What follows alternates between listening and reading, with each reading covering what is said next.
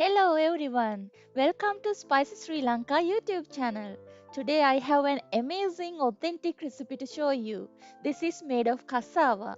In Sri Lanka we call it manioc, mayocca or manioc. In tropical countries you can buy fresh cassava. However, if you live in another country you can find frozen cassava in any Asian supermarket. Okay, let's find out how to make it. These are the ingredients we need to make the curry. To add some extra flavors to the curry, we gonna temper it. So you need these ingredients for the tempura. I got 500 grams of frozen cassava and washed them with hot water to remove ice. And I cut them into small pieces like this. I have taken 4 cloves of garlic cut into thin slices, quarter of an onion cut into thin slices, 1 medium-sized green chilli cut into thin slices, turmeric powder half teaspoon, salt 2 teaspoons, dried Garcinia Cambogia 2 pieces. If you don't have Garcinia, you can use 1 teaspoon of lime juice as well. 1 cup of thick coconut milk and 2 stems of fresh curry leaves. Add cassava pieces onto a pan. Add curry leaves, green chili, onions, garlic, garcinia and turmeric powder. Finally add 2 cups of water.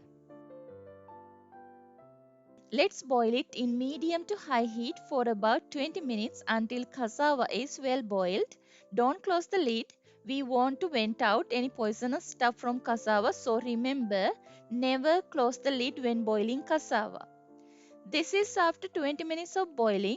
When you cut a piece of cassava like this, you can see they have been softened into this excellent texture.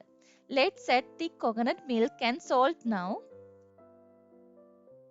Let them boil for another 5 to 10 minutes until bubbles coming up like this. Now is the time to temper the curry. You can skip this step if you don't want to temper it.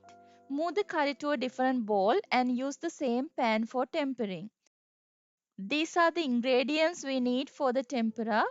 3 dried chili cut into pieces like this, quarter of an onion cut into thin slices, mustard seeds half teaspoon, coconut oil a tablespoon and 4 cloves of garlic cut into pieces and 2 stems of curry leaves.